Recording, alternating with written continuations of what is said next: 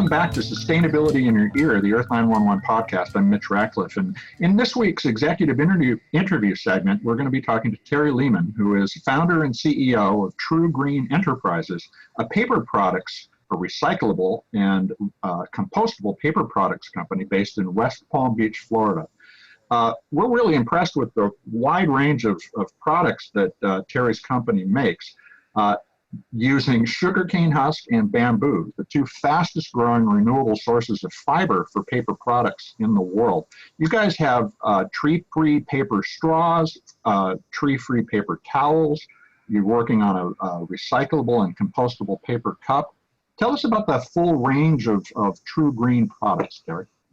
Okay, so I founded the company in 2007 with the inspiration to create tree-free paper products from renewable resources so that we don't use the resources that we need to pass on to future generations. Mm-hmm. So our initial lineup is bath tissue, facial tissue, we do napkins, paper towels, and then just recently we have patent pending bamboo straws, obviously to replace the plastic straw issue, and recyclable, compostable paper cups. So let's talk about the bamboo straws. That's a big one right now. America is waking up to the misuse of our plastic straws, and I think one of the key moments was a photo of a walrus with a plastic straw stuck in its nose. Bamboo is an interesting alternative. Now you're talking about a straw literally made of the bamboo husk. What is the straw like? Or is it a paper straw made from bamboo? It's a paper straw. It's very strong. It's better than a normal paper straw because of the bamboo qualities of it. Mm-hmm. So it actually will break down if it ends up in the oceans or lakes versus obviously a paper straw. So you can put it through the lid. You can put it through the lid on any kind of drink, for instance. It's got the yes. It works with any lid. Great, and you also are in the process of introducing a recyclable paper cup. Tell us about that. So we have a brand new patent pending recyclable compostable paper cup, and the reason why it's recyclable is because of the new polymer resin that we use to line it versus PE or PLA, which aren't, the PLA is not recyclable. So, we're quite excited about it. We've got lots of interest in it. So we love that we're making a difference in the world.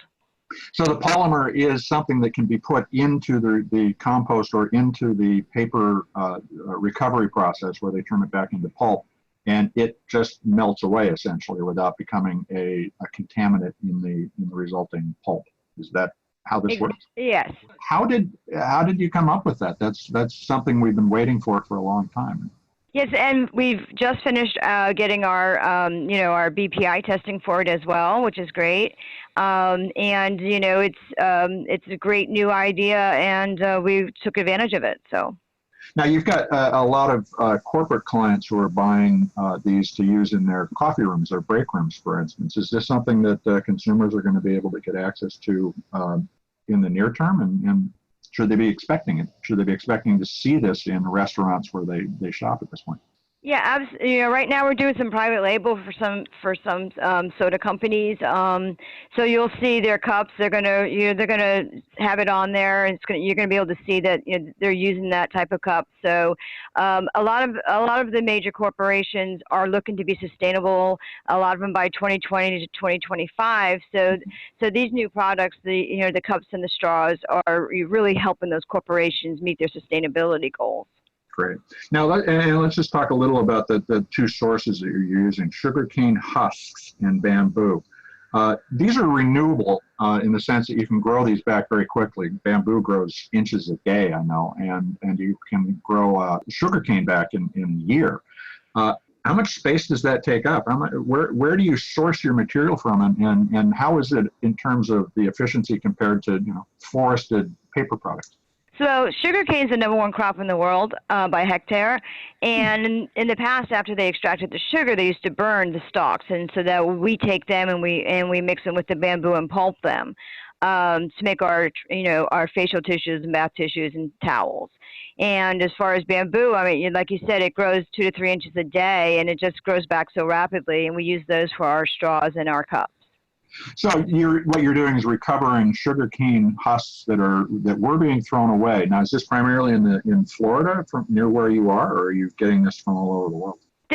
Florida just recently built a facility to be able to recoup the fibers, but that's a recent activity. But we actually source it from other countries where it's abundant. Great. Your manufacturing and distribution processes, I know you've thought a lot about how to get the entire supply chain to be as efficient and sustainable as possible. As you do this as a business leader, what are the main challenges of being a green company rather than being just another paper products company? Well, some of the issues are obviously cost, because it's a little bit more expensive to use the two raw materials that we use, but we were able to still be price competitive. We use efficiencies in shipping and logistics to make that happen. Okay. Now, and one of the things I'm really impressed by is you've been recognized by the Women's Business Enterprise National Council as one of the leading female entrepreneurs in the country. And it's obvious to me, having been involved in a number of green events recently, that women are leading the way in thinking about new solutions. It just seems to be a mindset that is more appropriate to female entrepreneurs these days. How did you get your start in environmentalism? I know you came from financial services. Why do you think that you have been so successful as a female entrepreneur? So in my past, I was in IT. I had a great career. I worked for NASA. I had my own companies, and I kind of semi-retired. And when I did, I started looking at what my carbon footprint was, and that's how I started the company. I wanted to make products that we can all use as consumers that would help, leave something for our future generations. And so I joined the We Bank organization back in 2009, and it's been very helpful. Because of them. My clients are Fortune 500 companies. I'm in Disney. I'm in Walmart, Sam's Clubs, and so it's been a great opportunity working with them. And this year they recognized me as one of their WBE stars for 2018. So that was quite impressive. And what do you think is essential to being a successful woman-led company? I mean, that is the label they put on all of the stars this year. Why does a woman-led company succeed, or how does it succeed? Well, I think it succeeds like any other company. You have to really work hard, but I think that the We Bank organization has allowed me to be in contact with Fortune 500 companies. So the opportunity is there, but you still have to work at it, and you still have to have the right product at the right price at the right time in order to help you. So it really is, it's business as usual, but from a slightly different perspective. That's an interesting idea. Now, one of the things that I've heard since I took over EARTH911 is that, being green is not something that you should be profiting from. That seems to be a passing idea now that we are facing a number of recycling crises. The Chinese ban, for instance, on various products has increased the load here in the United States. So it's about thinking green, whether you're a female or a male entrepreneur. What areas, as you look at TrueGreen's business, do you see complementary opportunities for other business to get into green production, shipping, or other forms of business? You must obviously, in the group of stars, look at other women who are leading green companies. Where are the gaps that other people should be thinking about joining this industry? I think right now, to get into the recycling end of it, especially since China did ban that, there's opportunities here in the United States for us to have companies that uses those recycled materials to make other products. I think that's a big area that if somebody's looking to get into, could be very advantageous to them.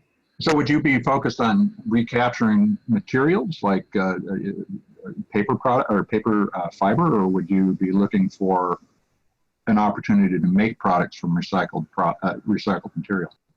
I think making the products, I mean, you could become a recycler, but I think there's sufficient number out there. But being able to now use the recycled materials that they cannot now ship to China, so there's a big opportunity to bridge that gap that we now have.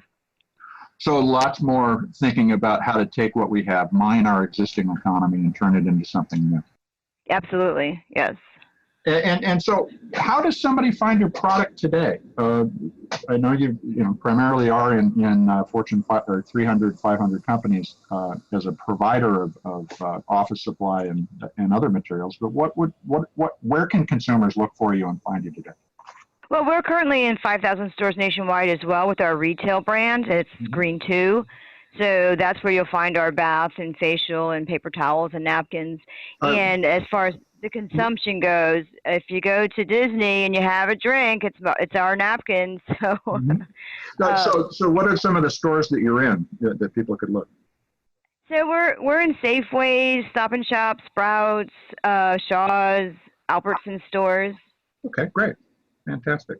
And what's ahead for TrueGreen? The paper cup comes out shortly, I know. What are you working on? Some additional surprising paper products? Well, yeah, no, we've been spending the last year on the cups and the straws, and they're both now out and ready to be distributed. So we're going to get through and obviously the straws and the cups are just the volume is just so big right now, so that's what we're concentrating on. But we're always developing in the background, looking for new items that we can produce and come out with. So. Well, that's great.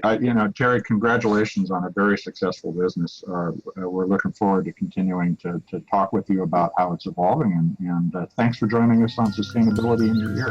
Thank you so much, Mitch.